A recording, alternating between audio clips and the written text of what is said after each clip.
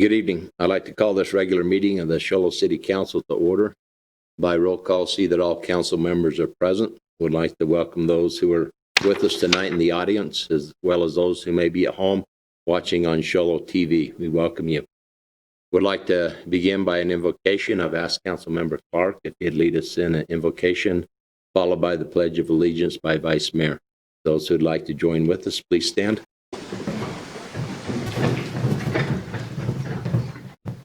Our Father in heaven, we're thankful for this opportunity we have to gather as the City Council for the City of Show Low. We are thankful for the community in which we live and the good circumstances which we have to meet in a peaceful setting. We are thankful, Father, for the opportunity we have tonight to swear in new council members, as well as to congratulate and thank our mayor and outgoing council members. Thankful for their time and their dedication and the service they've rendered to the community, to the citizens, and to us each individually. We pray that will please bless them as they move forward on their new endeavors, that will help them to know how much we appreciate them and how much they have impacted our lives and impacted this community. We ask that will bless this new council, that we will be able to continue in a spirit of unity and a spirit of hope, of joy, and understanding of what our roles are, that we will continue to serve the citizens in a great way in which this previous council has done.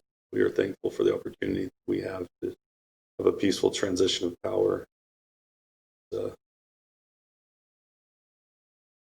great opportunity as Americans that we get to see and witness this.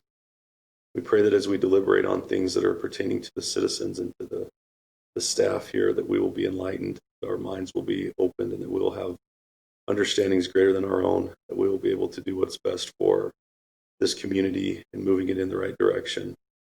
We ask of these things in the name of thy Son. Amen. Please join me in the Pledge of Allegiance. I pledge allegiance to the flag of the United States of America and to the republic for which it stands, one nation under God, indivisible, with liberty and justice for all. All those people in the audience, Mayor, and the only ones I heard is my granddaughters. I don't get it. That's amazing. Thank you, Councilmember Clark, Vice Mayor. Appreciate that. I just want to acknowledge as I turn to come down the Deuce Clubs this evening, how beautiful it will look. And I want to thank Rick Austin and his crew for making Show Low look the way that Show Low should look this time of year. And thank you so much, Rick. He's here tonight, and I just want him to know from the bottom of my heart, and I'm sure our citizens, that Show Low looks classy, looks first class tonight. And for this time of year, as we transition to Christmas, may our hearts be full of the love and the spirit of Christmas and the things that are good, the kindness, the beauty, and things that our community has. And it was just fantastic. Rick, thank you. And those who worked hard and tirelessly, as well as others who have decorated around City Hall here, for making this a special time of year that we have. Our item tonight is a call to the public. At this time, we've asked people who would like to speak on a matter that's not on the agenda may do so at this time. Know that your time is limited to 3 minutes. Okay. So we've had a couple of people who would like. We also have Terry Hill, if you'd like to come up, and also Mr. Leach. Mr. Leach, why don't you come first?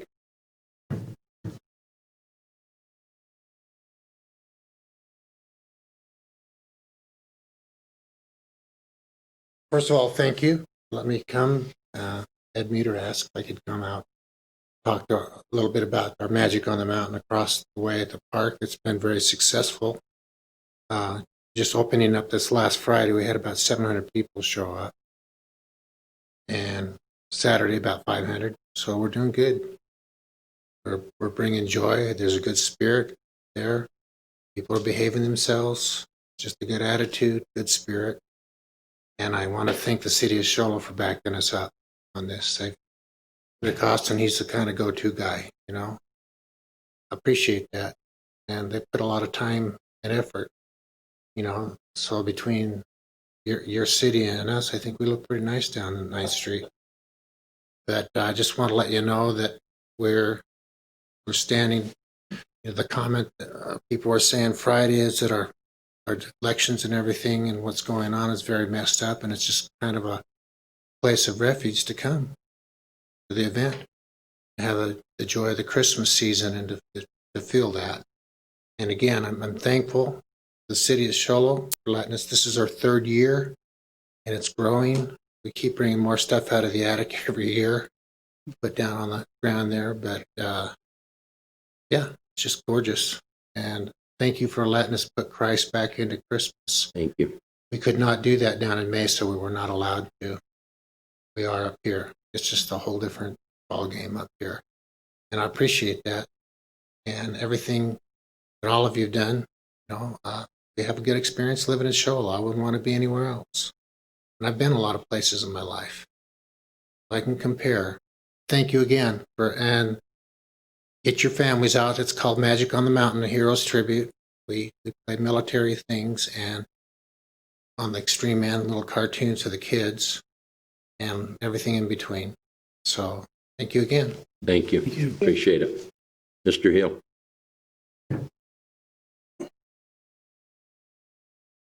Mr. Mayor, council members, my name is Terry Hill. I'm the commander of Veterans of Foreign Wars Post 9907 here in Show Low.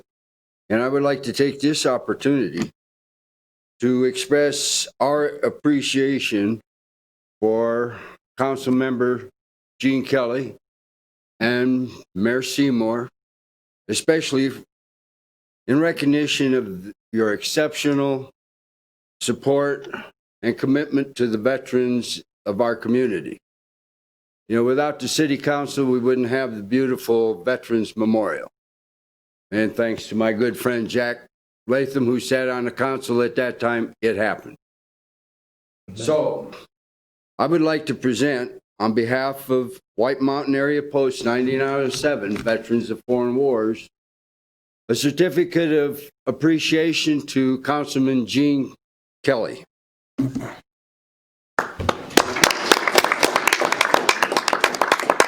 Many years, sir, of supporting the veterans of the community, and especially the goals of the Veterans of Foreign Wars. Well, thank you indeed.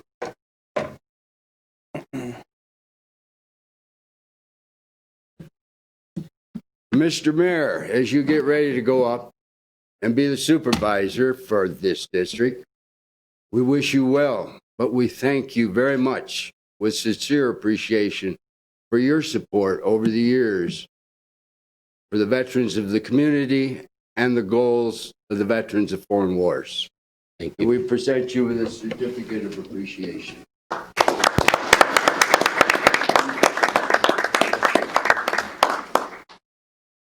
I told Jack that I'm going to lead the VFW TOW flag that he presented to me many years ago, and it's going to continue to fly here in the chambers. Thank you.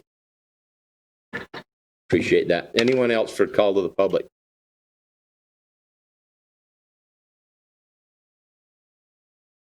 Okay, next item is a special events presentation.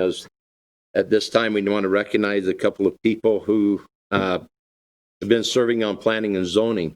We have Dawn Wilson. I'd like her to come up at this time. We have a certificate. Dawn served on planning and zoning from June to December, and she'll be later on the councilwoman tonight. But Dawn, thank you for your service. We appreciate it.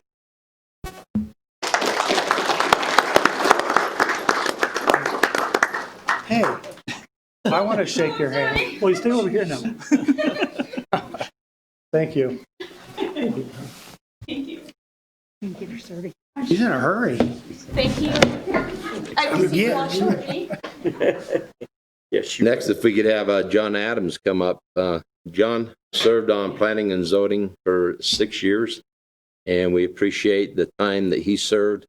He saw a lot of things happen at planning and zoning. We appreciate his willingness to serve, and he'll also be moving up here on the council here shortly. So, John, thank you for your service from June 14th to December 20th. Thank you. Congratulations. Thanks, John. You probably want to give a speech. No. No. Good to have you aboard. Thank you for your service. Thank you. How many of the sitting councils served on planning and zoning? So it's a lot of us, start there, and it's great. So appreciate both of your services there.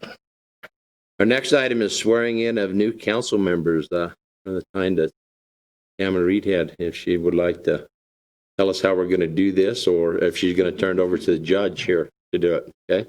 Yes, thank you, Mayor. Judge Shirley Patterson is going to do the swearing in tonight. Okay. So if you ones that are being sworn in can come down to the front, please. Judge, glad to have you with us tonight. Thank you. Thank you.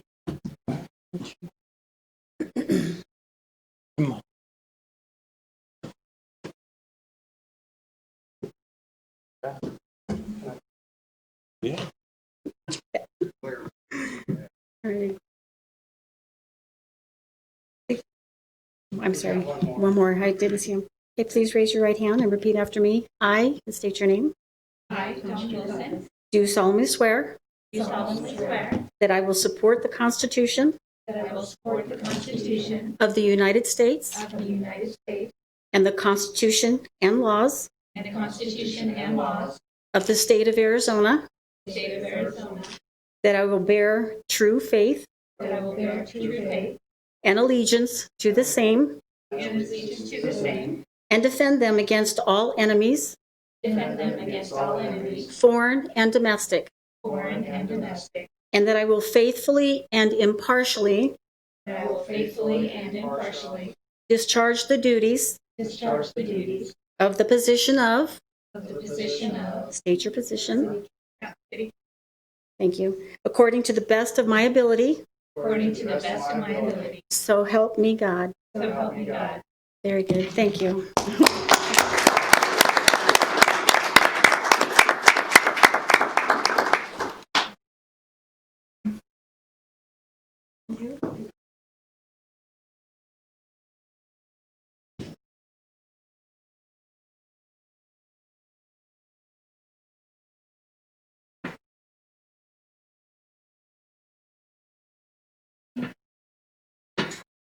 This time I'm going to turn the meeting over to Mayor Leach.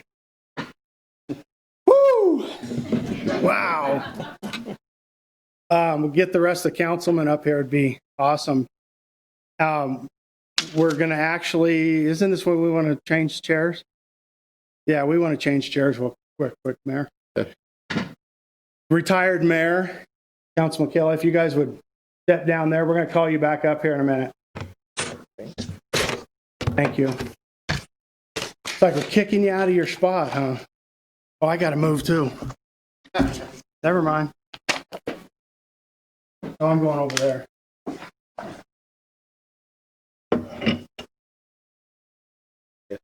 Finish with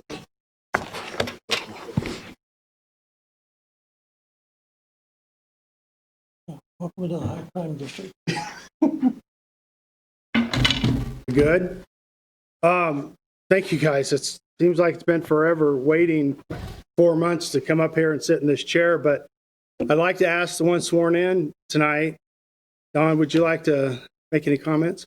Absolutely. I would like to thank the citizens of Show Low for having the faith in me and voting me in as a city council member. But most of all, I'd like to thank my biggest supporters, my mother, she's in the audience today, Sharon Stone, and my son, Cody Gonzalez, who's in the audience as well as my family and friends that are there.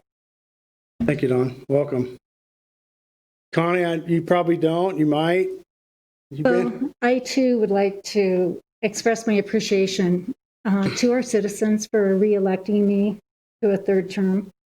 I want to especially express my love and appreciation for my husband. Thank you for your support, Tom. And I'm so happy that my daughter-in-law, Brandy, and my 4 grandkids are here for them, for the 7. And I really appreciate our community. I appreciate so much Mayor Seymour and his guidance and leadership and example that he's given to us. He's been a wonderful leader for our community and for our city council, as well as Gene for his many years of service and his knowledge and contributions to our community. It's not always an easy job, but I appreciate the faith that our community has in me to be reelected. Thank you, Connie. John?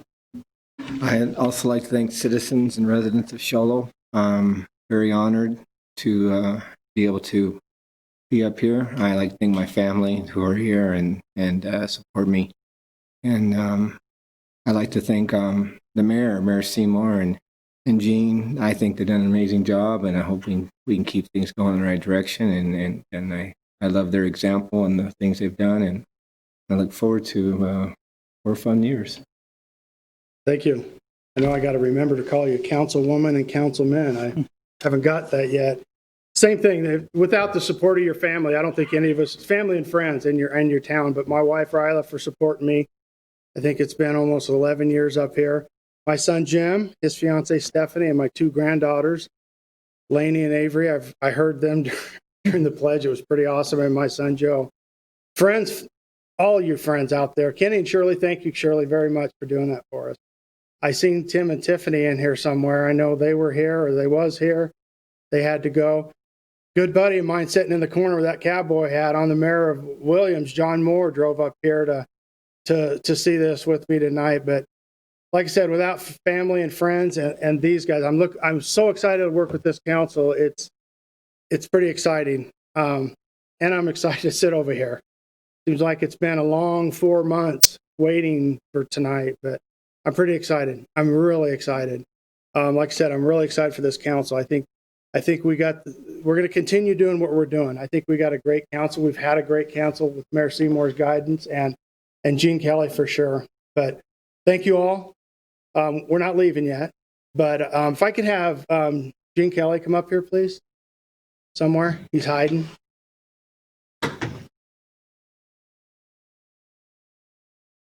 But thank you guys very much.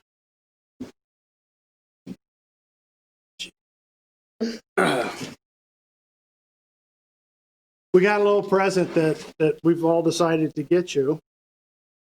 I'm going to try to read it without my glasses. It says, Gene Kelly, in tribute to your dedication service to the citizens of Show Low, Arizona, council member, January 24th, 1995 to June 4th, 2002, and June 1st, 2004 to December 2020, Mayor, June 4th, 2002 to June 1st, 2004. I'd like to present this to you. And Gene, thank you for everything you've done.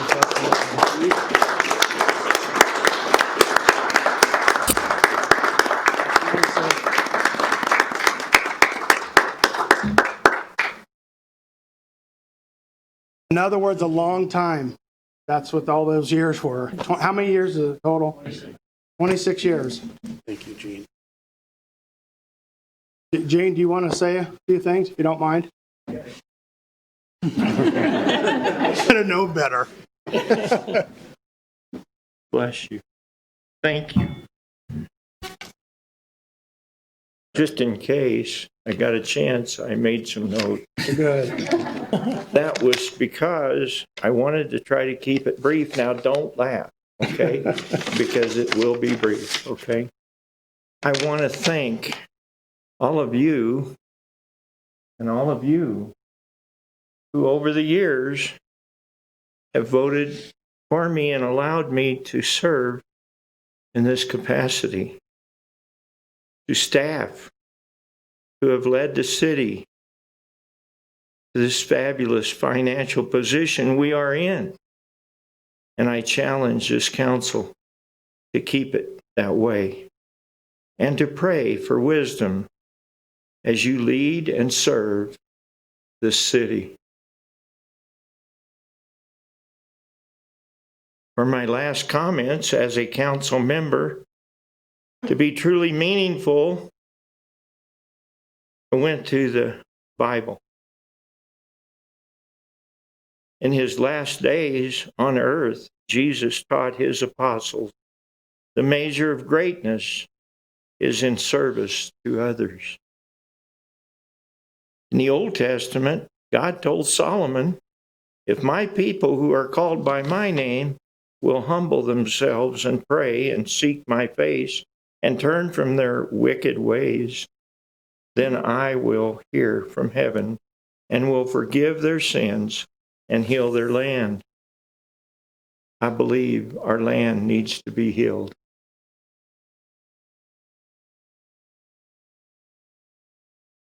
Then I will say that if you want to know the true meaning of love, and that is not what Hollywood tries to teach us, look to the Bible in 1 Corinthians chapter 13, verses 4 and following, and you will find what true love is. If you've forgotten where to find that and want to find it, please call me at 928-242-5776. I thank you. So sincerely, I thank you and our staff. I believe we probably, without a doubt, have the best staff of any city in the state of Arizona, starting right with our city manager, department heads, and line workers. I want to say thank you to all of you. Thank you. Thank you, Gene.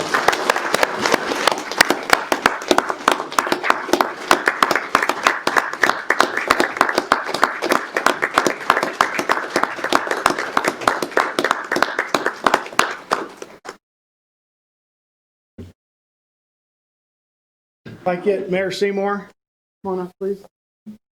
I'm guessing they're solid. These probably weigh 40 pounds, maybe, somewhere in that.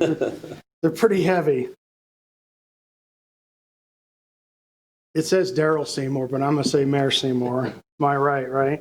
In tribute to your dedicated service to the citizens of Show Low, Arizona, Council Member June 1st, 2004 to June 5th, 2012, Mayor June 5th, 2012 to December 1st, 2020.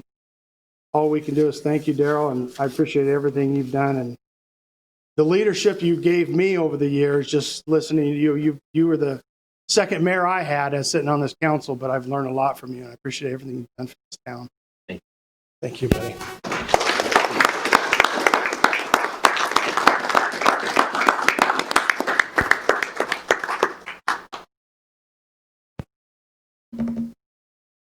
Thank you, Daryl.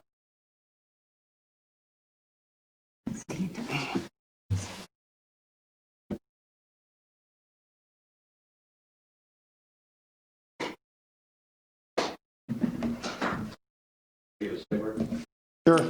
If you roll out a piece of toilet paper, it goes across the ground. My pockets are clean tonight, so. Thank you. I appreciate it. Your support, for you being here. You know, I'm humbled to stand here tonight. It's been 16 and a half years, but it's been one of the greatest rides of my life. And I'm honored to be able to have served and to have been able to make a little difference in the community of which I live, of which I call home. And I'm thankful for the relationships that I had. I would have never got to work with as many people, the different various lives and changes, without serving in my community. We've done a lot of things together. We've done a lot of things both in this community, other communities, the opportunity I've had to work on the League of Cities with the Mayors and Councils Association. It's just benefited my life immensely. But I want to tell you thank you. And for those relationships that I have, Mike and I will always remember going to DC and the things that we had there of talking in with people there about things that concern our community. When Gene, I never would have got to know Gene Kelly. And Gene's a very special man, and I appreciate what he taught me and the things that he helped me with in my life. And I want to tag on to what he says, but when you're in the service of your fellow being, you're only in the service of your God. And as we continue to serve him and continue to make this community a community that's Christ-like, a community that stands for the red, white, and blue, a community that understands we're one nation under God, a council who has a prayer before their meetings.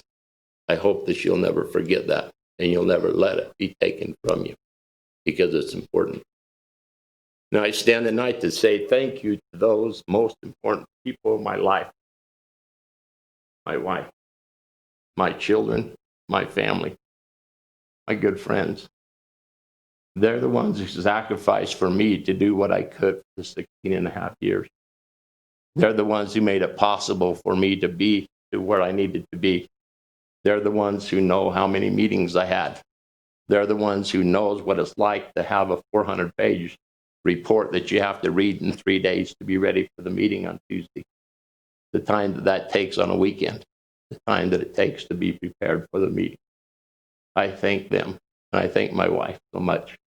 I thank my staff at Farmers Insurance. You guys don't know what it's like to get phone calls and says, hey, is the mayor in? Or I got a problem, or we have these things, and the confidentialities that they kept. Great. But I want to thank our staff.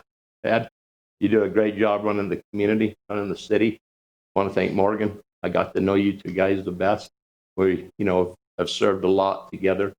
But I want to thank all of the police department, the people, the heads of departments, the people that I got to know.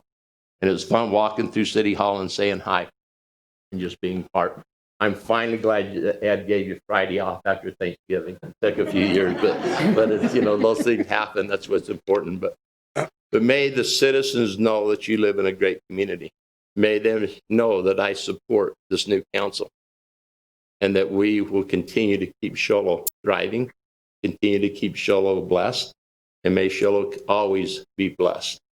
May our Heavenly Father always know that the people of Show Low, Arizona love him because of the way that they treat one another.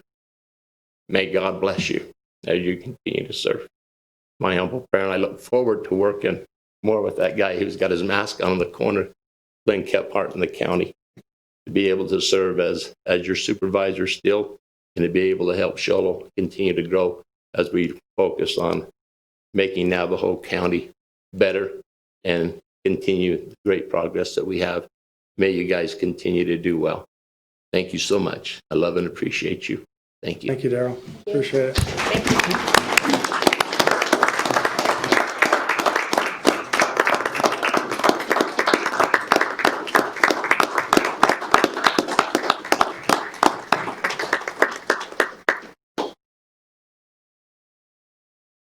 Mayor, are we allowed to voice an opinion about some of these people who are leaving?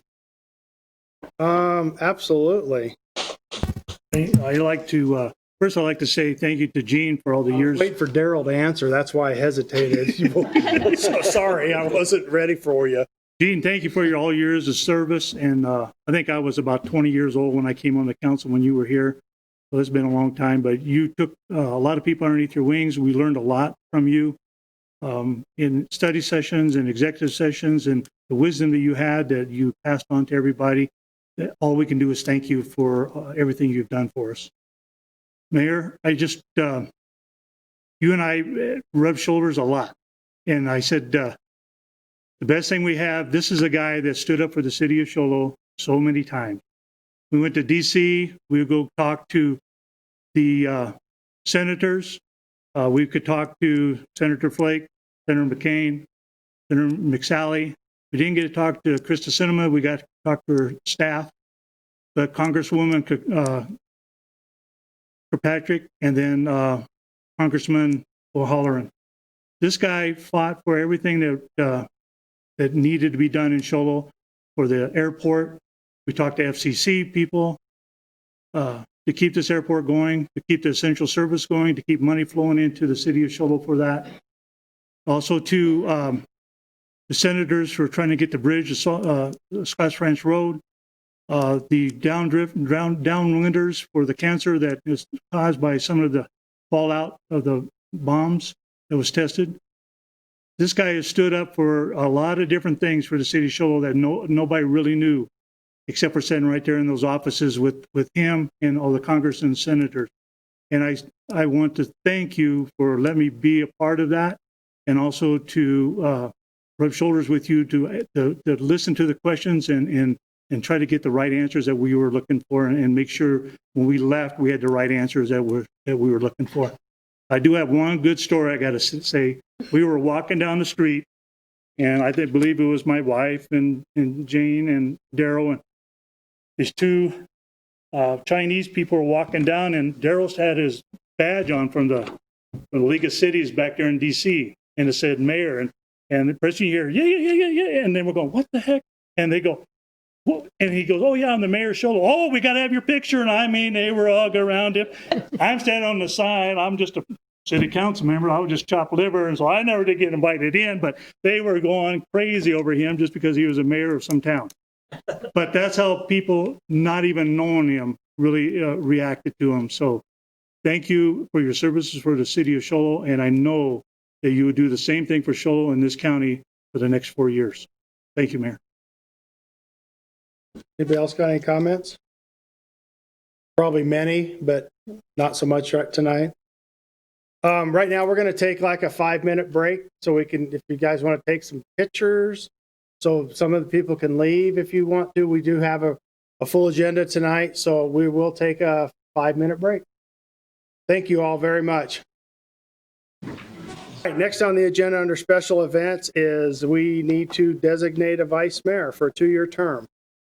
Do I have any nominations for vice mayor? Councilman Hatch. Mayor, I'd like to nominate Councilwoman Connie Kakavas for vice mayor.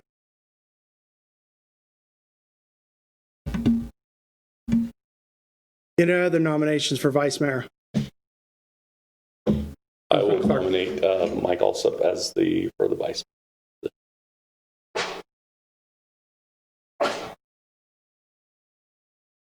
Okay, we'll start with Connie. All those in favor of Connie as vice mayor, please raise your hand.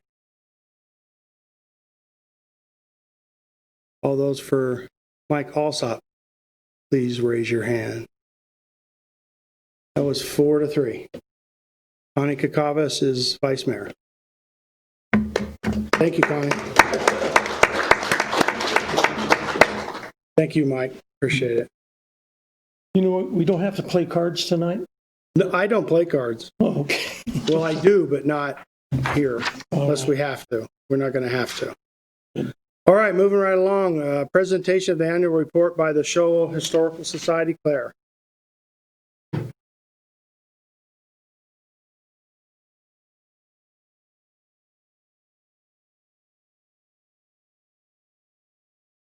Hello, I'm Claire Thomas. I'm the director of the Show Low Historical Society, and we're located at 561 East Yusuf Clubs in Show Low.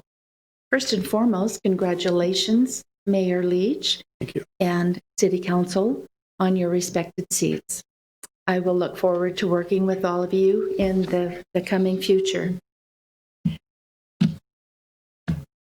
The year 2020 will definitely go down in the history books as an unprecedented year of circumstance for Show Low and the world. With the COVID-19 recommendations in place, we at the museum move forward with no expectations other than if we could be open another day. With all precautions safely in place, we averaged 40 visitors per day. Our ending visitor count for the year was 2,602. And I must add, when we opened March 3rd and were open for 8 days, we had huge expectations of high visitor counts like we did last year of over 5,000 people. In that 8 days, we had 293 visitors. So sadly, that all came to an abrupt end, and we were closed until the end of May. And we reopened, gladly reopened, so that our visitors would have a sense of normal when they came in to visit us. And we did create that. We have a fabulous staff of volunteers at the museum. And those volunteers logged in 1,770 hours.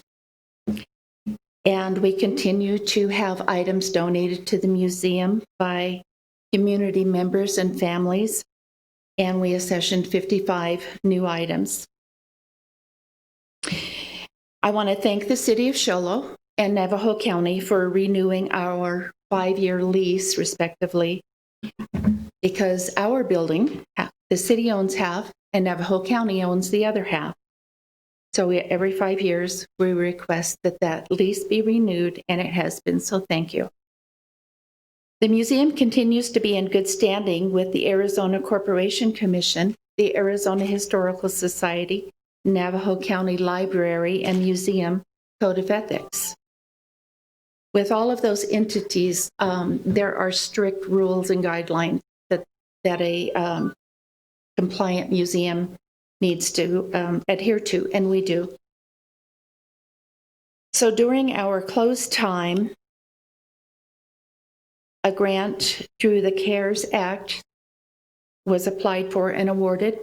Also, a grant from the National Endowment for the Humanities, Arizona Humanities, was applied for and awarded. With these funds, member support from the City of Show Low, the museum has maintained our monthly expenses, and we're very grateful. Thank you. Thank you for that.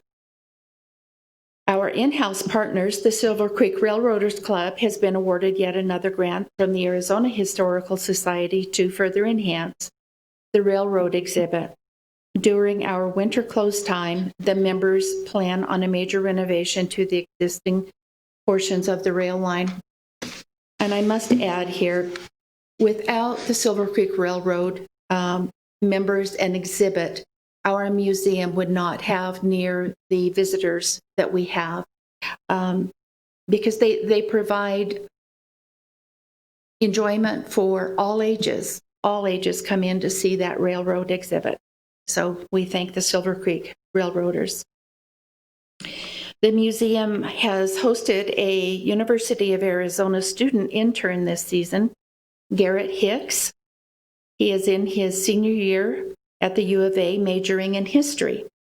And we've enjoyed sharing our heritage with Garrett and wish him the very best in the future. I want to thank the City of Show Low maintenance crew for the much needed landscape project on the east side of the building. The roof water is now draining from the roof into the drainage ditch, relieving the building walls from further deterioration. That has been such a major concern for many, many years, and now it's corrected, and I'm sure in the future we'll have a beautification berm there as well. So thank you for that. This year we were not able to host our many different groups, so next year we look forward to hosting our school children for Heritage Day, the various groups that meet weekly at the museum, and to be able to provide guided tours to large groups, both in town, family reunions, vintage car people, any number of people that want to come in. We hope that we can do that next year. And also, Mayor Leach, I would like to extend an invitation to you and the City Council to come in for a guided tour when we reopen in March. I think it's important for each of you to know the foundation of Show Low. And I'm sure you all have a very good idea of that, serving the many years in your positions that you've had. But there's an awful lot in the museum that can enlighten you with that knowledge. So we'd like to invite you to make an appointment and come in. I'll be happy to give you a tour. So, I can't not tell you a story. So this year, even though we were met with a lot of challenges, there's always a reward at the museum. So this year, the White Mountains lost one of our legendary Apache elders, Edgar Perry, to the COVID. We now have an exhibit in his honor in the Artifact Gallery. So to back it up to 1998, 1999, Kareem Abdul-Jabbar was in White River. He was researching the history of the Buffalo Soldiers. And with the assistance from historian Edgar Perry, they found that they had a great deal in common: the love of history and basketball, just to name a couple.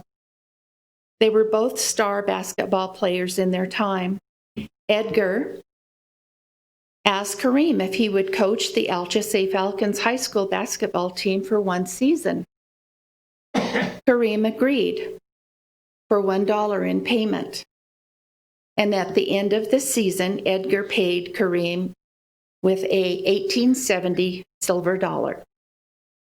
Kareem wrote a book about his experience coaching students on the White Mountain Apache Indian Reservation titled A Season on the Reservation. As I prepared the exhibit, I felt what an honor it would be to both Edgar and Kareem to have a copy of this book. So I contacted Kareem's Skyhook camp to purchase a book. They said if I wanted Kareem to autograph the book, there would be an additional charge. Of course, I said yes, I would like that. But I had a request that Kareem would autograph the book in memory of Edgar Perry, 2020. With that, they said they'd have to get back with me, which they did. They called back right away, and the book was ordered, the book was autographed, but we didn't have to pay for the autograph. So their friendship continues on. So the book is in Edgar's exhibit in the Artifact Gallery with other notable items from Edgar's vast life. He was such an incredible man.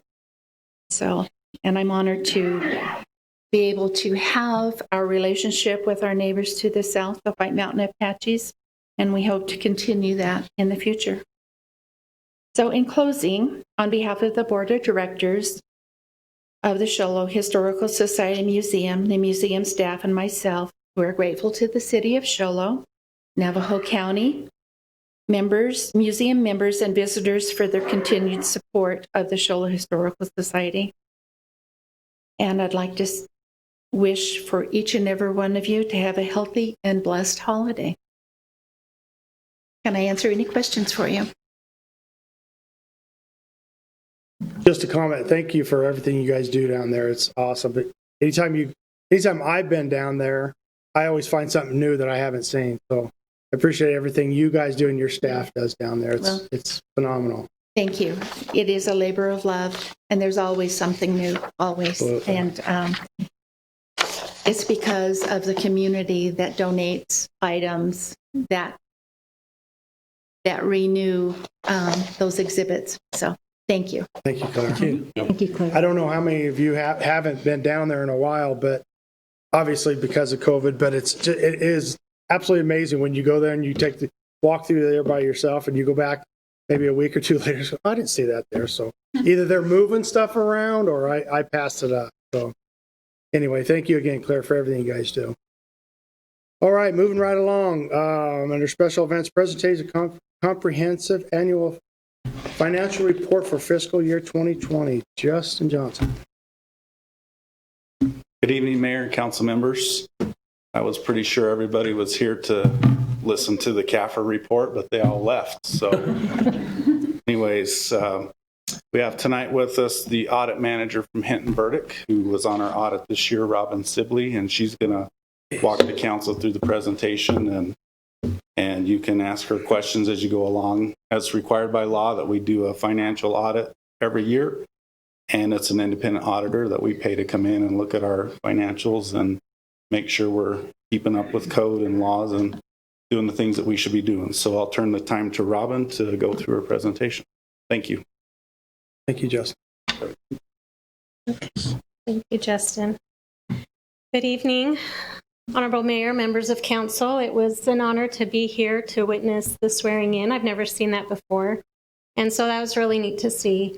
And I congratulate you, new members of council and Mayor. I congratulate you for that. My name is Robin Sibley. I'm an audit manager with the audit firm Hinton Burdick. We're down in Gilbert. And my purpose here tonight is to present the results of the audit that we performed for fiscal year 20. Please, if you have questions as we go along, feel free to stop me. So let's see. Is it?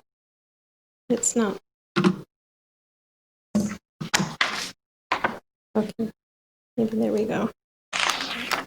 No.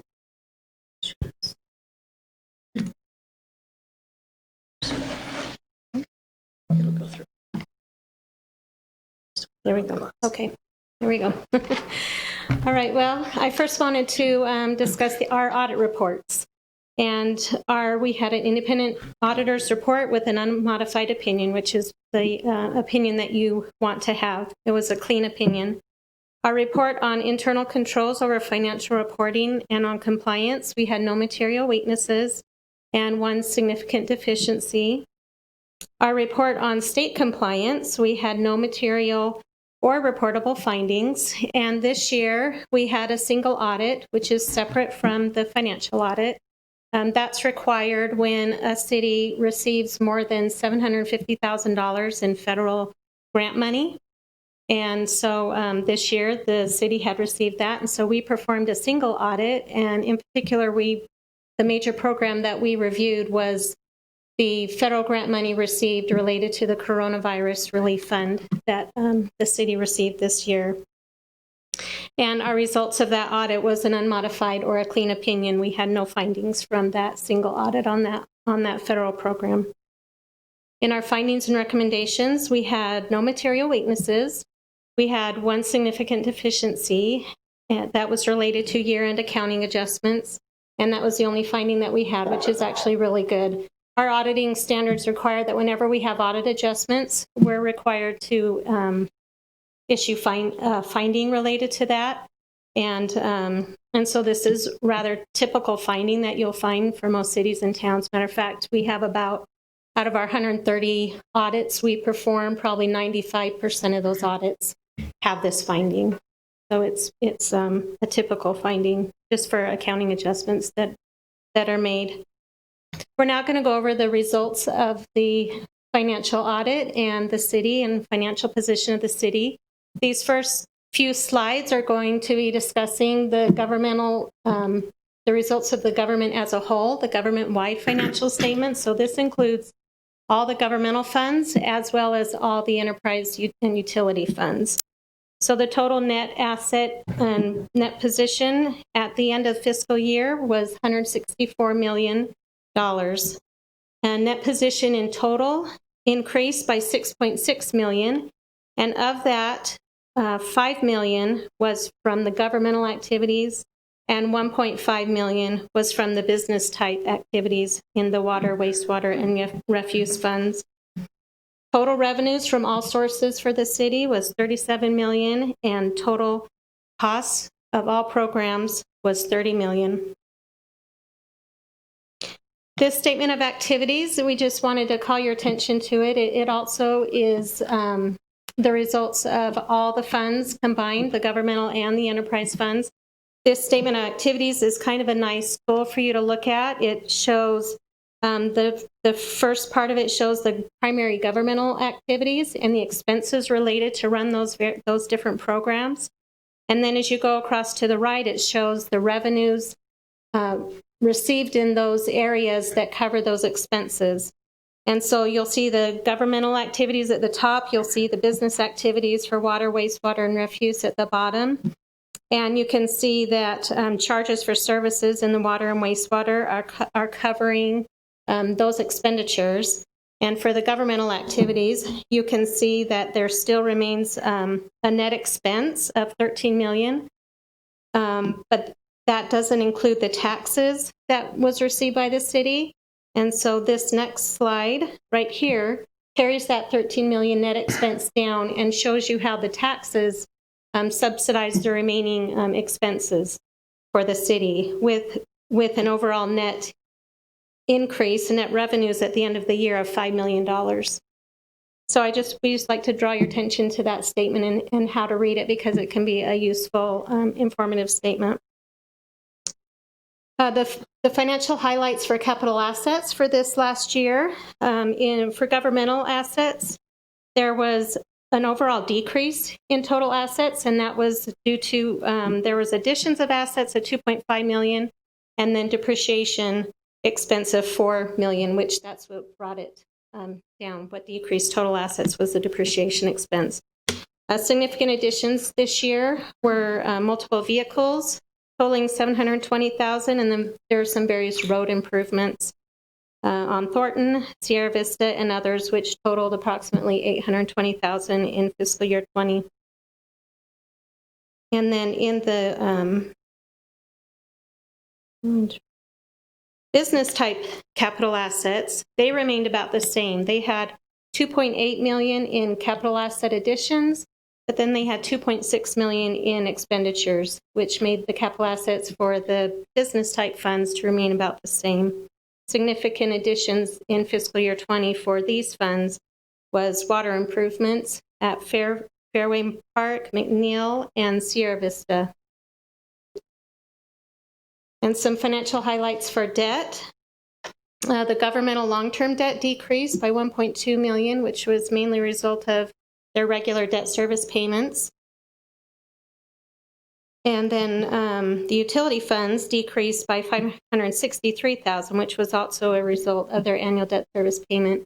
The expected annual debt service payment for fiscal year 21 is approximately $1.7 million, which is slightly less than the debt service payment that was made in fiscal year 20. So we're now going to move on to the governmental funds, and these keep in mind that these funds, we're going to talk about the major funds individually, and keep in mind that these funds are reported on a current measurement focus, which basically means that they record capital asset purchases as expenditures and debt service payments as expenditures within the funds, rather than recording them as assets and liabilities as we previously discussed on the previous financial statements that are the government-wide. So these are the individual governmental funds that we're going to be going over. The total balance for the general fund increased from prior year. Last year in fiscal 19, it was $11 million, and in fiscal 20, it was $15 million, so it increased quite a bit. The unassigned fund balance is $15 million at the end of the year, which is a 29% increase from fiscal year 19. So it's very, very healthy increase this year. The general fund reported revenues in excess of expenditures of $5 million, and which also was an increase of $3.7 million from last year. Actual resources received in the general fund were greater than the final budget by $4.7 million, and expenditures were less than the budget by $5 million, which is very good. These next few graphs we're going to show just kind of give you an idea of the trend of the funds over the previous 5 years and give you an idea of where they've been and where they are now.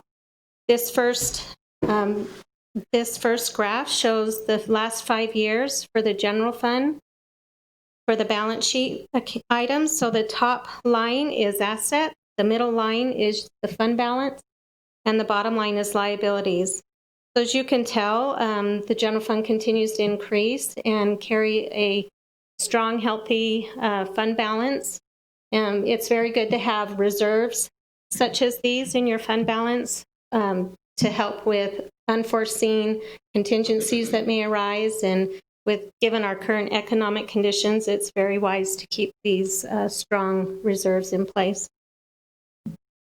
The cash trend also in the general fund over the last 5 years, as you can tell, continues to increase and is a very strong, healthy, positive cash balance in the general fund. This is the revenue and expenditure trend in the general fund.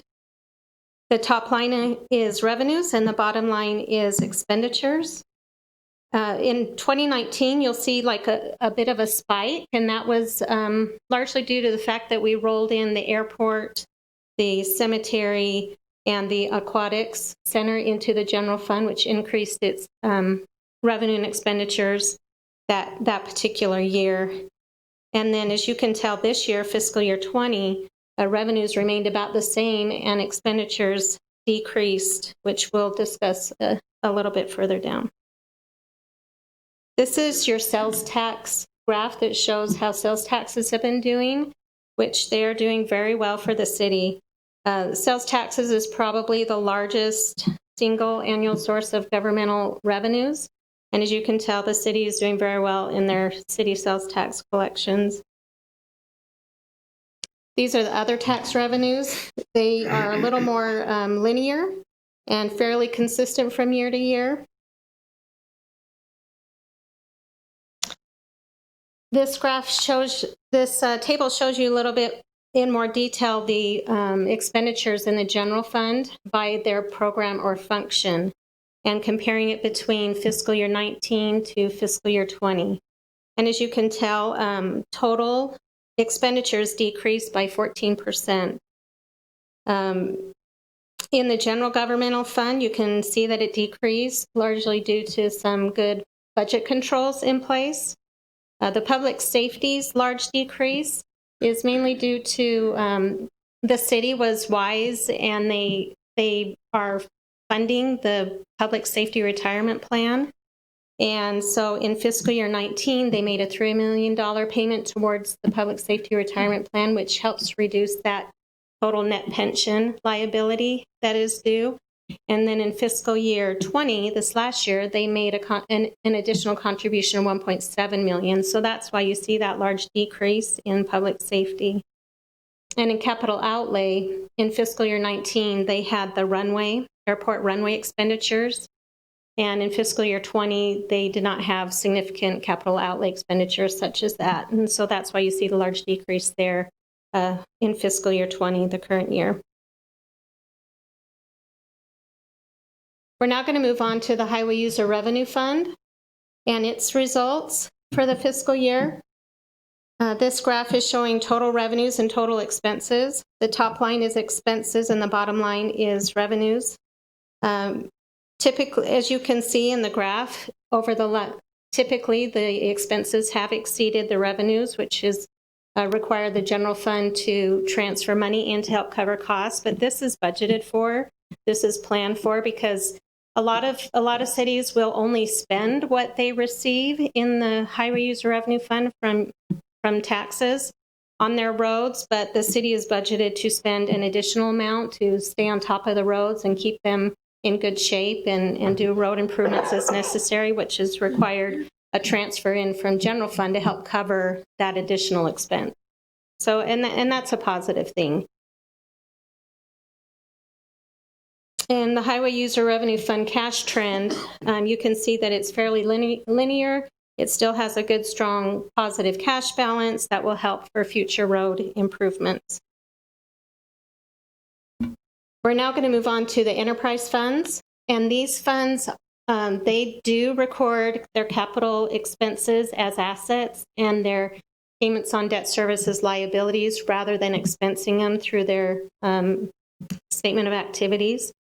So in these funds, you would hope to see revenues exceed expenditures because they need to cover depreciation expense, which can be quite large. And then it also needs to cover reserves to help save up for future capital expenditures, future capital upgrades, improvements that need to be done within the system. So as you can see in the water fund, it has continued to have healthy net revenues. Revenues have consistently been greater than expenditures and continue to cover all of those necessary costs with also allowing for those reserves. The cash trend in the water fund continues to be healthy and strong as well over the last 5 years and has continued to increase.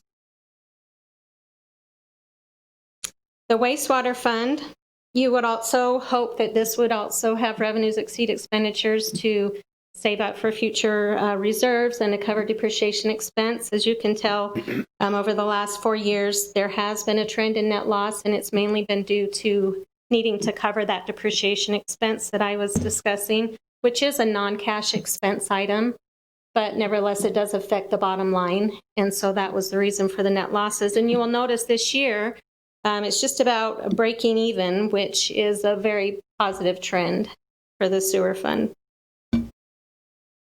And the cash in the sewer fund continues to remain fairly consistent between the last 5 years. Your internal service fund, which is the health insurance fund, you would also like to see some reserves set up in this fund. You'll typically have, it can vary between years depending on claims and expenses that come out of it. But as you can tell, over the last 5 years, this fund continues to have reserves established every year as revenues continue to increase or be greater than expenses every year. And so some healthy reserves are set up in this health insurance fund, which is a positive thing to help cover any future contingencies and claims. And then the cash in this internal service fund also continues to increase and is a positive, healthy balance. These last few slides, we just wanted to show you a comparison of fund balance for the major funds that we just discussed. So the burgundy is fiscal year 19 and the purple is fiscal year 20.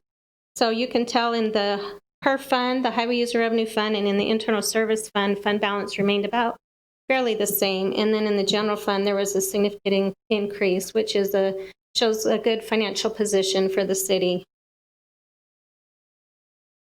And this is the water and wastewater funds. They remain fairly consistent, with water increasing by 1.1 million, which is also a good, healthy position for the water fund to be in. This last slide just kind of gives you a feel for what is making up the total net position of the city as a whole. And these are just the major funds that we are showing here. As you can tell, water and wastewater are significantly higher than the other funds. That's largely because the assets are recorded in the balance sheet, which affect this fund balance. And so included in fund balance is the value of your assets. So that's why their fund balance is so much higher than the other funds. But the general fund definitely has a very strong financial position. Very wise of the city to continue to have reserves set up there in order to cover, as I previously mentioned, any future contingencies that are unforeseen. Do you have any questions?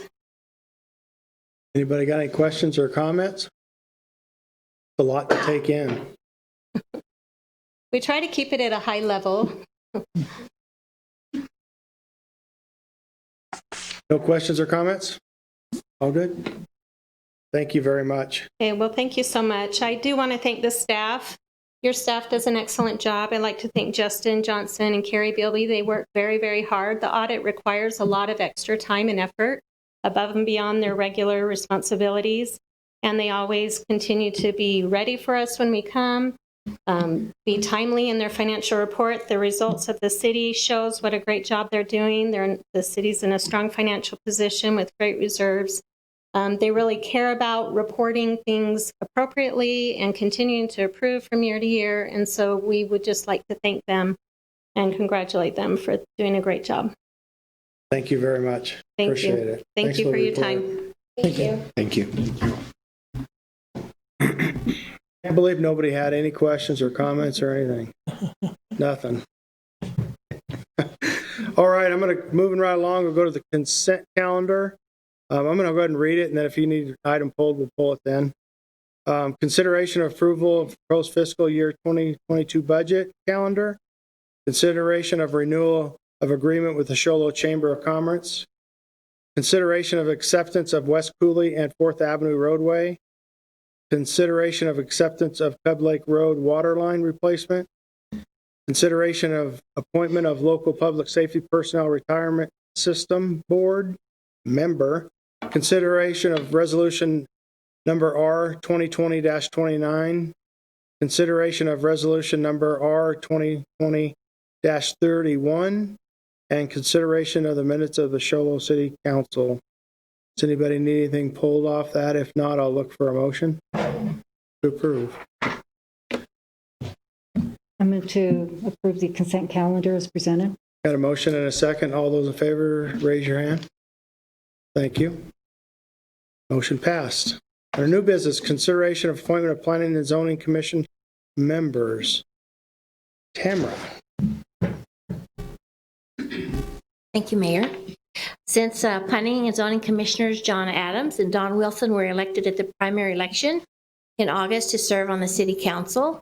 There are 2 vacancies on the commission with terms expiring March 2021 and March 2023. Staff advertised the vacancies and received applications from Zachary Barlow, Gentry Hatch, and Robert Petoni. The 3 applicants were interviewed by the council at a special meeting earlier this evening. In front of you, you have a ballot with the names of the 3 applicants. You'll be asked to mark 2 choices on the ballot for the individuals that you wish to appoint. Afterwards, the clerk will tally the results and then indicate the 2 individuals with the most votes. Then a formal motion may be made based on the results. As has been practiced by the council in the past, the individual receiving the most votes is generally appointed to the longer term. So council, your council member, your votes will be reflected in the minutes, just as an FYI. Thank you. You'll pass your ballots down to Rachel, and she can tally those up for you. Thank you.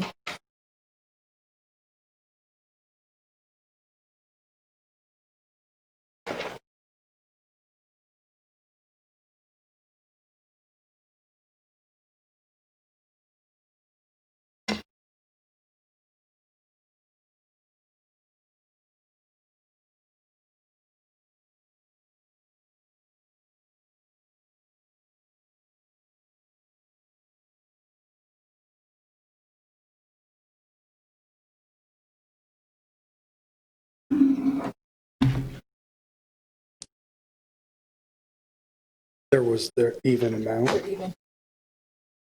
We'd like to welcome Zachary Barlow and Gentry Hatch. Thank you guys very much.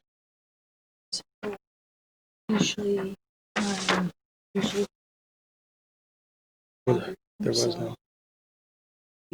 How long was the other term? 3. Should we do the card draw? So we have a longest term. How? So, as you've done in the past, the applicant with the most votes usually receives the longer term. The tie. So there's a tie. Mhm. Okay, so do you want to vote again? Yeah, let's do that. We have it ready, We so have let's extra vote ballots. again. Okay, That'd be just for those just 2. between those 2. And this will be for the longest. How long's the term? The longest term. One is March 2021 and March 2023. Okay. Oh, we mark the ballots. So we're marking the ballots for the one we went the longest term, correct?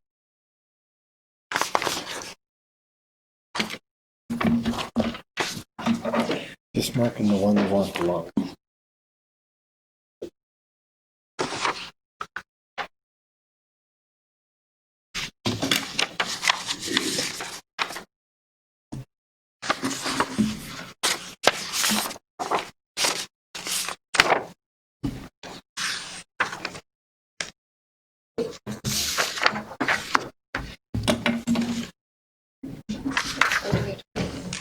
Daryl, I was looking for the cards. I figured you had them in your pocket somewhere. But...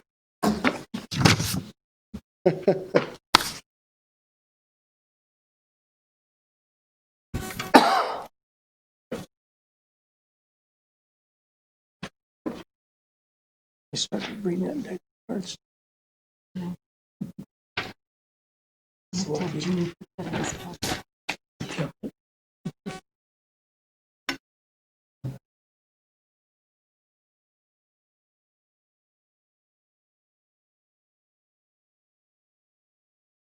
Thank you, guys. Gentry, you get to be here longer with us. Thank you. Appreciate it. Thank you guys both very much for being involved. Means a lot. Thank you. Oh, I need a motion to accept Councilwoman Kakavas. I move to appoint Gentry Hatch to the Planning Zoning Commission for the term ending in 2023, and Zach Barlow to the Planning Zoning Commission for the term ending in 2021. Got a motion and a second? Councilwoman Wilson. I second that. All those in favor say aye. Aye. All those opposed? Motion passed. So you are stuck with us the longest. All right, moving right along. Under new business, consideration of approval of a 5-year capital improvement plan for fiscal years 2022, 2026. Mr. Cup. Good evening, Mayor Leach and City Council, and welcome new council members.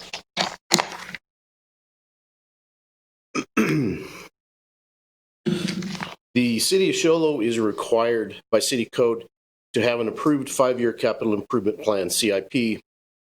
The CIP is planning to look 5 years ahead to plan and prioritize the city's needs. The program is administered by an advisory committee that consists of city staff, representatives of the Planning and Zoning Commission, and the City Council.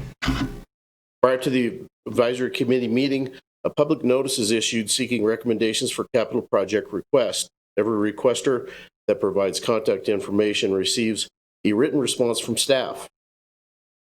The first year of the CIP, which is 2022, includes any projects that were not funded in the fiscal year 2021 budget, as well as new projects in 2022.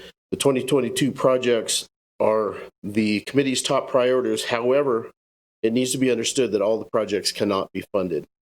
The budget process will be the final determinant of which projects receive funding. I think I have a couple of slides here, so.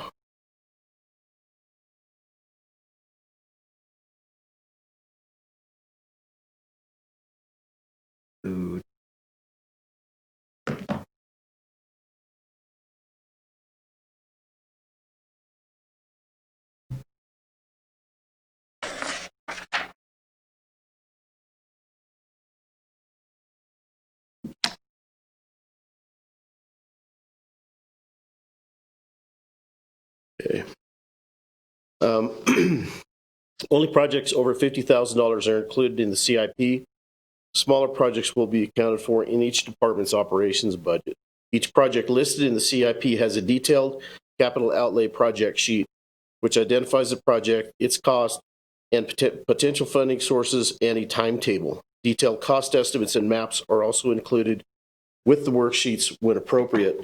This book contains the maps and the cost estimates, but I wanted to give you an example. This is the streets capital request sheet for the 5 years. The streets is the largest, so the print is smaller, and I apologize for that, but it has a lot more projects with maps.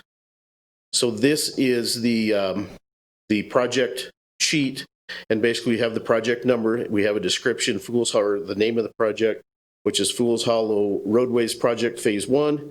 It's a streets project. We have an estimated annual cost. Additional staffing, no. Is project part of routine placement? No.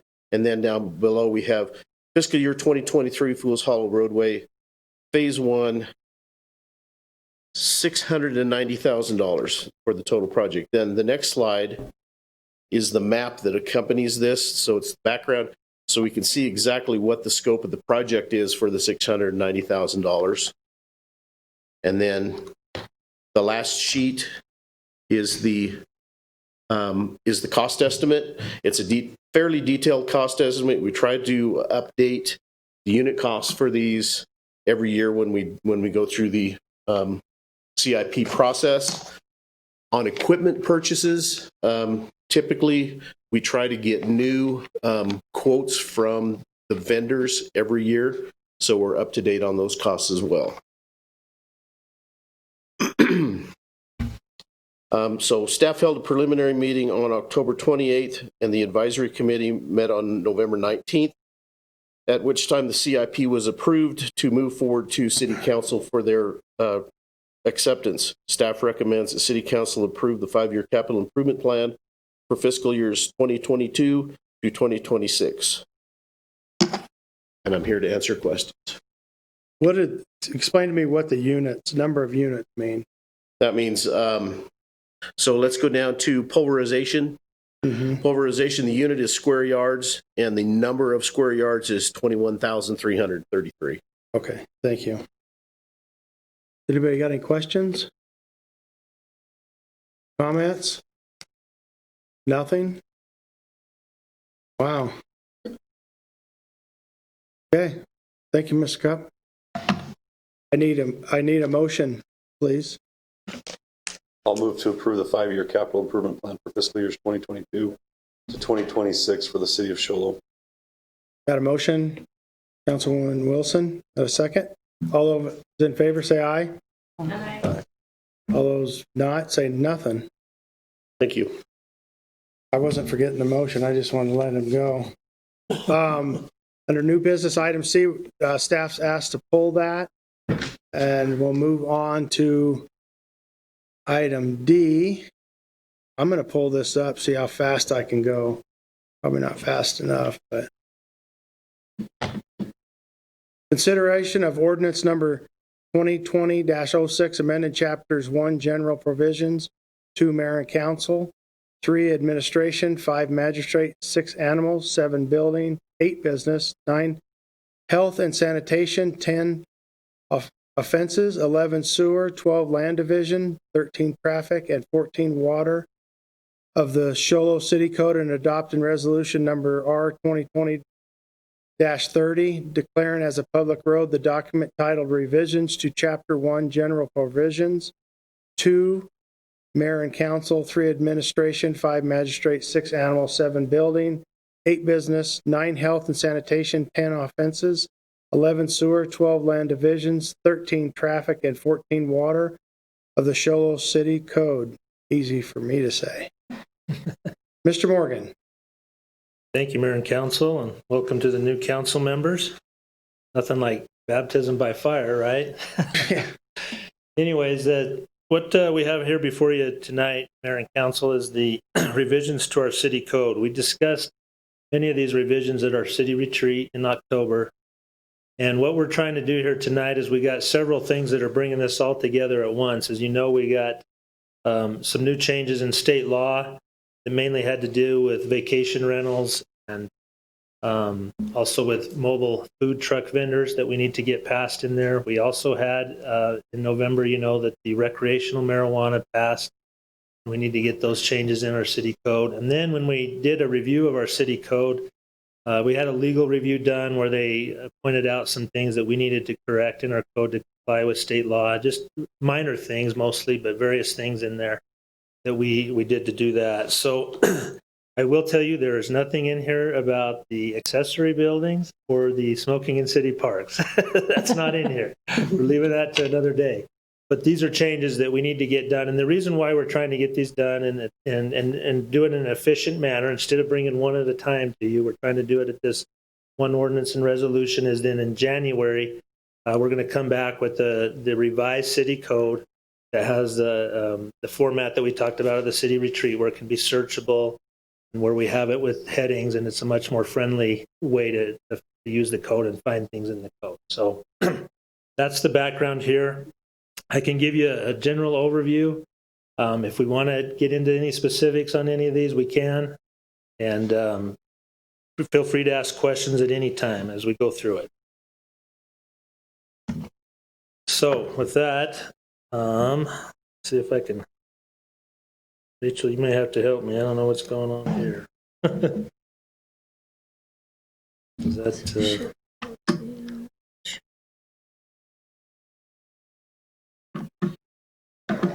I don't know. Just use the scroll down. Yes. I don't know if it's going to pull up on the TVs or not, but so as we go through this, I'm just going to give you an overview of each chapter, but if there's something within that chapter you would like to ask or talk about, just feel free to ask me the questions and we'll go from there.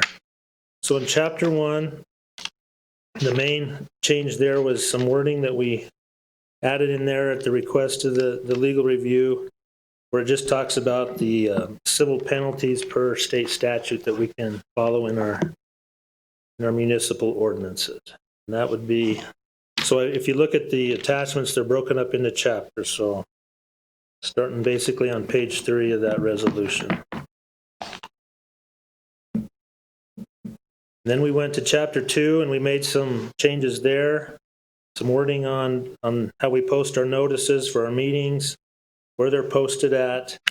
If you remember from the retreat, this is where we also added in, there was a as you guys remember, a weird provision in state law that says that the mayor, if he vetoes an emergency action, then it can't be done by emergency ordinance.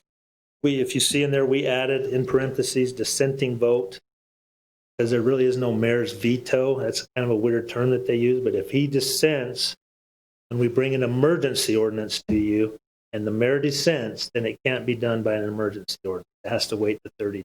Doesn't mean that the thing doesn't pass. It just means that it can't be done by emergency. So is everybody clear on that? On chapter 3, we just made a slight change there. That's the one where we said, it said 6 months in our code, but it's really 180 days. So there is a slight difference there. Chapter 5, the next one was on the city magistrate. It just clarified in here a couple things about how we start a civil action in magistrate court. It also indicated that the magistrate can award restitution in a civil or criminal proceeding. Chapter 6 on animals. We made some provisions in there that the consent of the owner, we can't enter a property to take care of an issue with animals. If consent is denied, then we would go and get a warrant, go through that. It also talks in there about biting animals. If you remember, we talked a little bit at the retreat that we had a, kind of an old provision in there that talked about posting a $25 bond. In my experience, had been here for 20-something years. I've never seen that happen, and $25 doesn't seem like a lot anymore. What we really changed it around to is that we will hold the animal until they request a hearing. If they don't request a hearing, then the animal will be adopted. That's the easiest way to take care of that. We did make some changes in there to comply with state statute. If you'll notice on the section 64-1 on biting animals, a lot of those changes were in order to comply with state statutes on what happens when a dog bites someone. Chapter 7, fairly easy change here. We no longer have the library development fee, so that's just been removed from that section. Chapter 8, of course, was the largest section with changes. Justin went over these in the retreat. But basically, the changes deal with our vacation rental registration. Per state statute, we can't ask vacation rentals to register with the city. They provide us with contact information so that if something happens at the vacation rental, we have somebody we can get a hold of. It's a noisy party, if they're blocking traffic or something, we have somebody we can get a hold of. Can't force them to pay any license fee per state statute, but we can ask them to register. So that's been added to this section. If you'll remember from the retreat Justin took, we had we had small vendors and large vendors and mobile vendors and all these vendors, and we've kind of combined it down into a more simplified process where the vendors that, especially doing the food trucks, they come in and they can get a permit, but we've reduced those number of types and made it much simpler. For some reason, we had a special event and a carnival permit. We've gotten rid of the carnival permit, just making it easier. We've also required email addresses on some of these so that we can, again, get a hold of people in a timely manner. Now Morgan, I got a quick question. Sure. On the vacation rentals, how are we going to know if it's a vacation rental? I know that you can't force them to register, you can't charge them, but there's a lot in this town that we don't know of. How is it guessing, or I mean, how are we going to? Well, so there's several ways we can obviously find out about them, but we can ask them to register. Just can't ask them to pay a fee and get a license. So, but to find them to register is. So you can go online and type in vacation rentals, and they'll all show up. So there's lots of ways to find them, but our job is to get the word out to say, come in and register, and please come in and register. Give us your name and your address so we can get a hold of you. Now, in state statute, if they get a citation for noise, trash, loud parties, whatever, we can take that, and if they're convicted of it, we can take that and send that to the Department of Revenue. And if they get, I believe if they get 2 of those, they can have their license revoked. through the state. So there is some teeth in it, but we have to send that off to the state, to the Department of. But that also would, people won't want to register because of that. I mean, I know some people that have a few in town and Yeah. they haven't registered, and it's like, why not? Well, why do they need my information? And I've told them that too. But if there's a private, everything you just said, then they're liable, right? Right. Yeah. And of course, we'll find them when the police are called out and stuff too. So there's just ways, and we'll try to educate them. And, if we get called out, tell them you need to go in and register. That it'll take some education over the next year. Thank you. Any other questions on that? So the provision that we added in there, this is where we put our statute on recreational marijuana, much like we have the statute on sexually oriented businesses, and we had a statute in there on medical marijuana. What we decided with the easiest and best way to do this was to take that medical marijuana section and take out the word medical. Now it's just called marijuana related business. And as we discussed at the retreat, what we're trying to do is prohibit the recreational marijuana in all places except for they can, per this state statute, have a dual license, meaning they're medical, they can also do the recreational. Everywhere else, they can't do it. What we also did is if you remember, there's some provisions in there that talked about you can't basically use recreational marijuana in a public place. That's in a separate chapter, chapter 10, that talks about you can't use that in a public place, whether it's a park, on the street, sidewalk, whatever. You can't, and that's really in the state statute as well. You can't be using recreational marijuana in those places. It also talked about in there that when you do the growing of the marijuana at home, it can't be seen from outside the public. You have to have it in a secure place, inside a garage or some other place where you're doing that where people can't see it.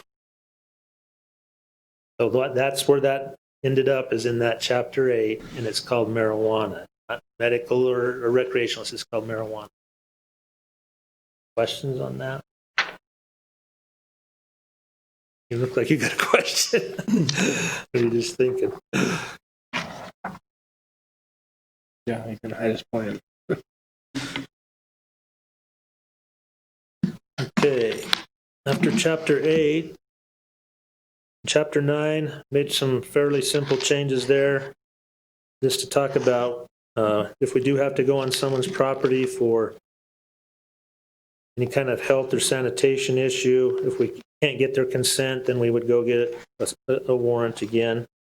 We also just complied with state statute. When we do give a notice of violation, we have to do it by personal service or certified mail, and they have to give them 30 days to take corrective action.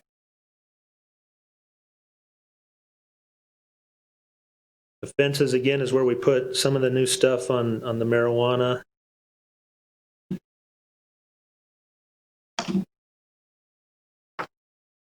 And just making a few minor changes there.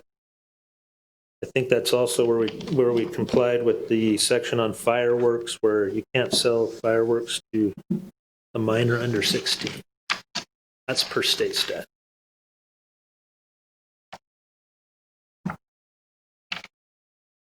Chapter 11, these were minor changes on the sewer. Again, just when we have sewer or water issues and we need to go on someone's property, we would get their consent first. Otherwise, we would just go and get a warrant if it was needed. If it's an emergency situation on a sewer issue, we could go in there under an emergency. There was sewer flowing all over or something.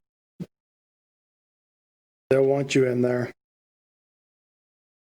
Chapter 12 on land development, we just added that stuff to comply with the state statute there.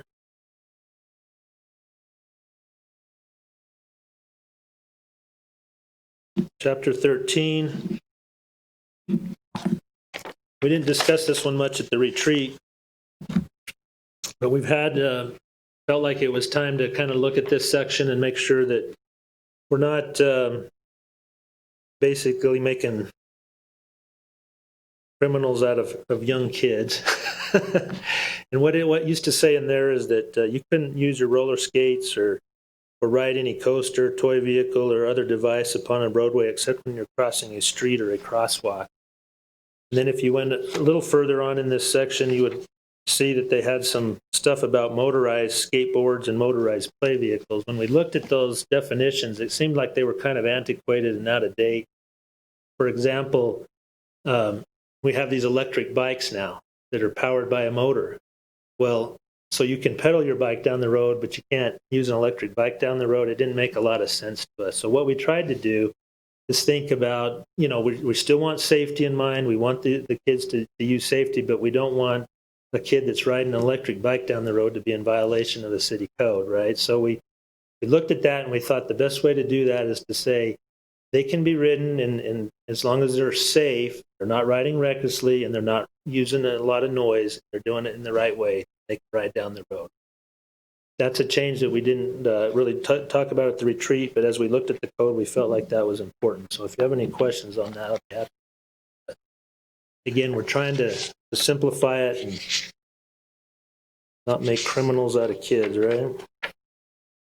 And then the water, I think, was the last one, and that was just talking about the seizures. So if we need to go on somebody's property, we'd do it through a consent or a loan. So those are the changes. Be happy to discuss any of them that you need. Again, let me tell you the process. So tonight, if we pass these changes, then they won't be effective for 30 days. They'll be effective around the 1st of January. And then at either the first or second meeting in January, we're going to bring back this code revision to you that has the code in a new format in a new way. What we didn't want to do is do 20 amendments after the code was adopted. Then you've already got amendments all over the place. What we want to do is do it before and bring it back to you so that when the new code is passed, it's nice and clean and ready to go. Well, a lot of these we talked about during the retreat too. Yeah. Anybody got any questions? Nothing at all. We did that at the retreat. We're good. Yeah. Okay. If we got no questions, I'll look for a motion. Somebody that wants to read that.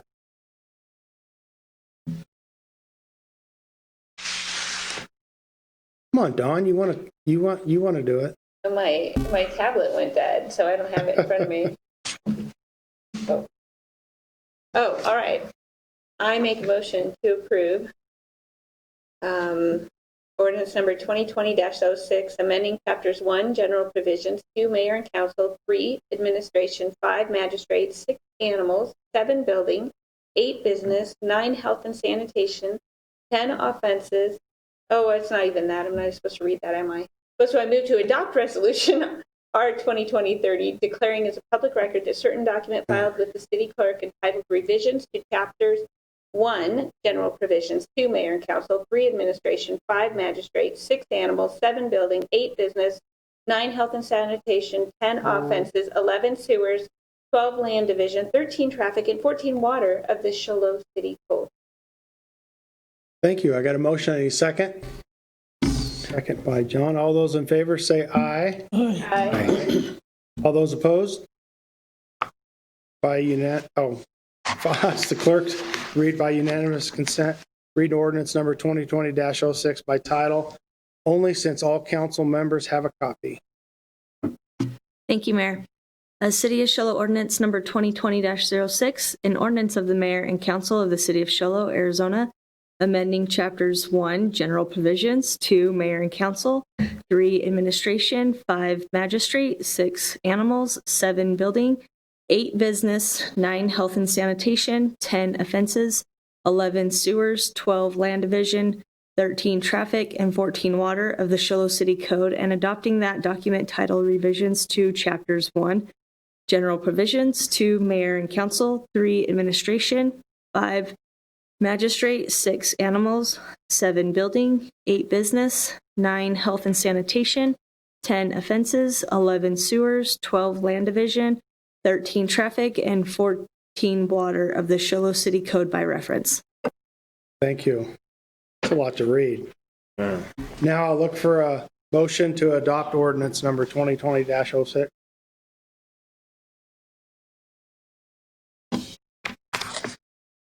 I move to adopt ordinance number 2020-06. Got a motion. Any second? All those in favor say aye. Aye. All those opposed? Motion passed. Thank you. Let me see if I can do this fast enough. We're going by the agenda.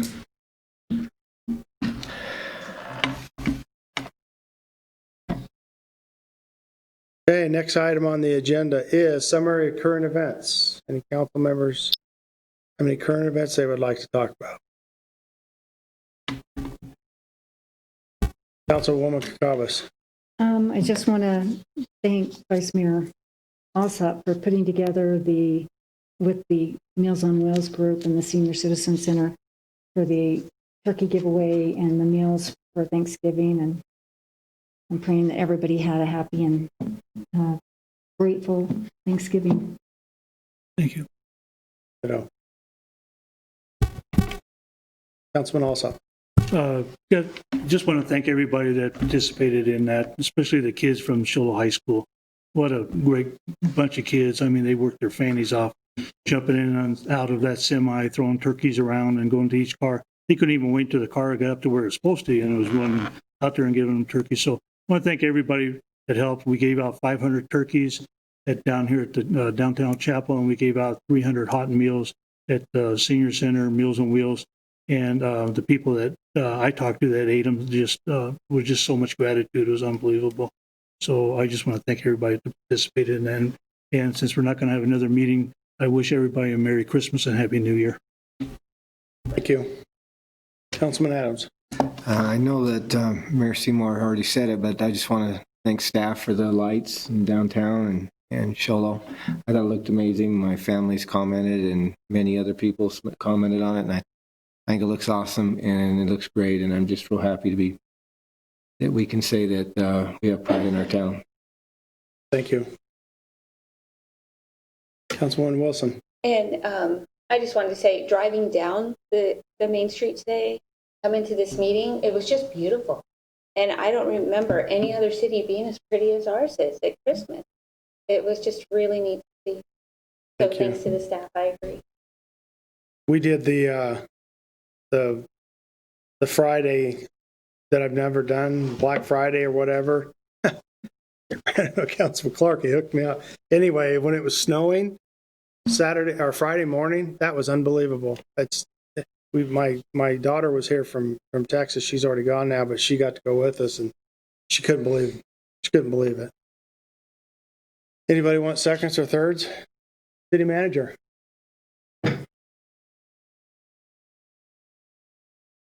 Thank you, Mayor and Council. Just a few things to report. As has been mentioned, our Christmas lights and holiday decorations are on full display for Shoal Shines for the holidays. As part of that the festivities, our annual Christmas light parade will be held this Saturday, December 5th at 6 p.m. along the Deuce Clubs. This year's theme is Christmas Magic. Following the parade, the annual Christmas tree lighting ceremony will take place in front of the library, and we do encourage to follow the COVID rules and social distance during the parade and the tree lighting. Residents are invited to enjoy a special Polar Express drive-through event this Friday, December 18th, or not this Friday, on Friday, December 18th. Tickets are available at the library on a first-come, first-served basis with drive-through times at 1 o'clock, 2 o'clock, and 3 o'clock. To help with traffic flow during the event, drivers are asked to turn south on Deuce Clubs onto 8th Street and then turn east on Hall Street and proceed to the library's drive-up book drop. Each child will receive a goodie bag, which will include information on how to watch the exclusive video of Shola Police Chief Joe Shelley and Timber Mesa Fire Chief Brian Savage reading the Polar Express. And our final event for the year, the Deuce Clubs drop on New Year's Eve, will take place on Thursday, December 31st, in front of the Shola Library. It'll start at 11 p.m. and the dropping of the giant card and fireworks will be at midnight. After the holidays, Christmas trees can be recycled from December 26th through January 10th by dropping them off with all decorations removed in a designated area at the Frontier Park parking lot, north of the Deuce Clubs on 9th Place. The trees will be taken to Novo Power and Snowflake and used as biomass fuel. And as a reminder, the Aquatic Center is closed for annual maintenance and will reopen to the public on Monday, December 21st. And we appreciate everyone's patience during that closure. The Recreation Department is accepting youth basketball registration for 1st through 6th grade until December 23rd. And if you want more information on that, the number is 532-4140. For anyone interested in donating blood, there will be a blood drive on December 10th and 11th from 10 a.m. to 2 p.m. at the City Campus Gym, 620 East McNeil. Face coverings are required and advance appointments are encouraged by calling 877-258-4825. And that number again is 877-258-4825. And as has been mentioned, this is our last council meeting for this year, so we wish everyone a Merry Christmas and Happy holiday season. Thank you. Thank you. Anybody else have anything they want to they remembered? If not, I'll look for a motion where we go into executive session to talk about the annual evaluation of the city magistrate, one Arizona opioid settlement, and executive session minutes of November 3rd, 2020.